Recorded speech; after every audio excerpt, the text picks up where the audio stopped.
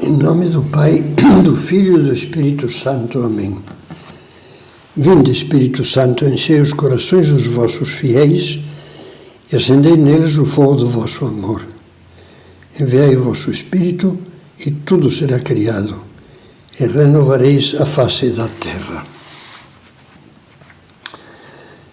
Estamos agora iniciando, como você sabe, a segunda vertente da luta por adquirir o autodomínio.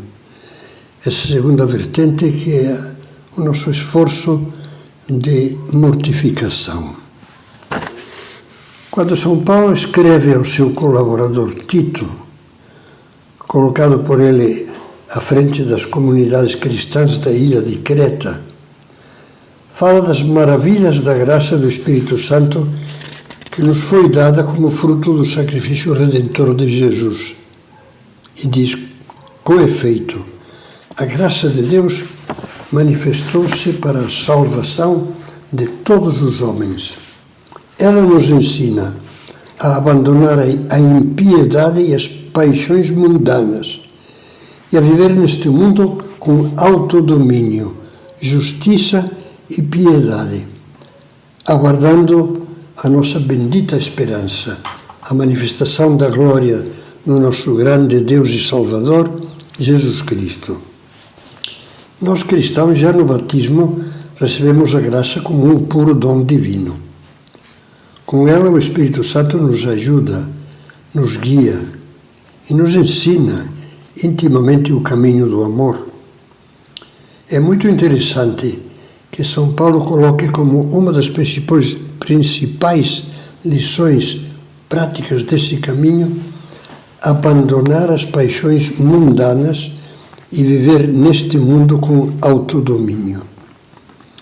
Bastaria repetir-nos isso para nos darmos conta da importância que Deus concede ao autodomínio, à temperança, à sobriedade. Não porque seja a virtude principal, pois a primeira de todas, sem dúvida alguma, é a caridade, ou seja, o amor. Se eu não tiver amor, diz o próprio São Paulo, o resto não me aproveita, nada me aproveita. Mas São Paulo dá essa importância ao autodomínio, porque é uma condição prévia para tudo, da mesma forma que o é também a humildade. Sem autodomínio, a vontade fica inconsistente. E em cima dessa base quebradiça, frágil, qualquer outra virtude que se queira edificar afunda-se. Por isso mesmo, desde o começo do cristianismo, deu-se um valor grande ao domínio próprio, sempre com o auxílio da graça divina, à temperança, à sobriedade. Jesus começou dando-nos o exemplo com seus 40 dias de jejum no deserto, antes de iniciar a sua vida pública. Nesse sentido, é interessante verificar que na mesma carta a Tito, a qual me referia, a primeira coisa prática que São Paulo pede aos responsáveis pelas comunidades cristãs é que sejam sóbrios, e aos jovens que sejam morigerados, moderados. Como diriam os antigos, é coisa digna de se notar. E falando de antigos, você sabe que era João Cassiano, São João Cassiano. Foi um monge cultíssimo do século V, em parte contemporâneo de Santo Agostinho.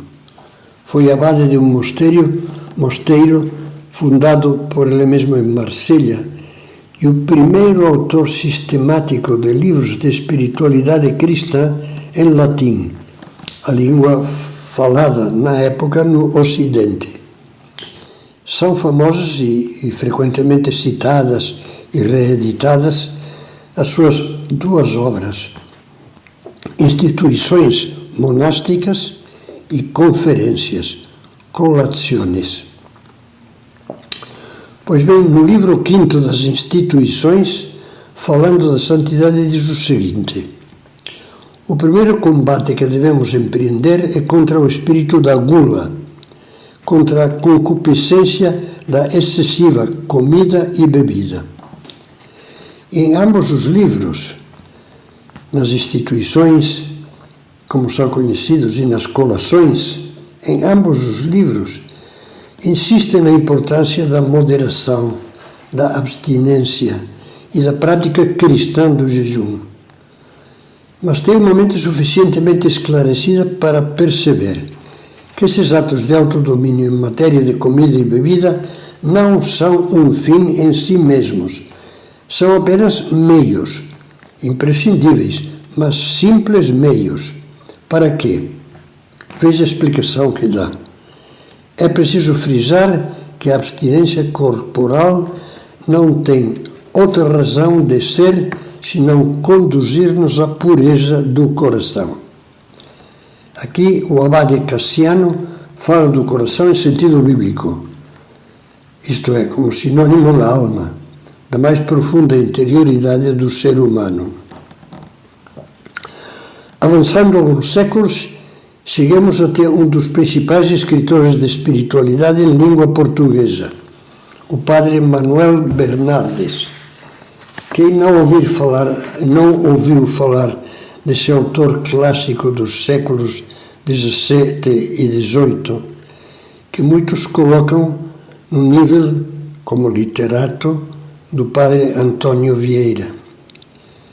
Também o padre Bernardes, na sua obra mais famosa, A Nova Floresta, pergunta: sendo certo que o primeiro passo da vida espiritual é sair-se da cozinha e despensa, que progressos na vida espiritual suporemos ter feito quem tiver o coração na cozinha e na despensa?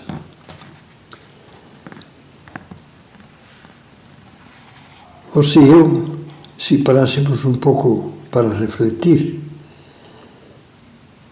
talvez nos assustasse verificar que o nosso coração está muitas vezes mais apegado aos prazeres da comida e da bebida do que, por exemplo, à dedicação carinhosa e cheia de iniciativas renovadoras à nossa família, às boas amizades e ao que é mais sério, a Deus. Toda a vida da alma fica prejudicada se a gula nos domina. Lembro-me de que, quando eu era criança, no colégio nos incutiam esta verdade por meio dos versos ingênuos de uma fábula cujo autor já não saberia recordar agora. Eu a traduzo de uma maneira quase literal. Há um favo de doce mel, 10.000 moscas acorreram, que por gulosas morreram, presas as patas no mel. Outra em gostoso pastel enterrou-se, e lá se fina. Assim, se bem se examina, os humanos corações vão morrendo nas prisões do vício que as domina. Vamos deixar de lado a categoria grande, pequena ou mínima desses versinhos, mas fiquemos na grande verdade. Os corações humanos, a alma, morre nas prisões do vício que a domina. Faz pensar que é preciso desgrudar as patas do mel. E isso só se consegue com a mortificação, sabendo dizer não e renunciando com alegria, mesmo que custe, a uma série de prazeres, não a todos. Seria absurdo pensar que o prazer é pecado. Há uma série de prazeres porque vale a pena como meio para alcançar um bem maior, que é o autodomínio. E com isso entramos em cheio na pergunta que já formulamos: que posso fazer para não estar dominado pela gula? E vamos deixar a continuação desta reflexão para a próxima meditação.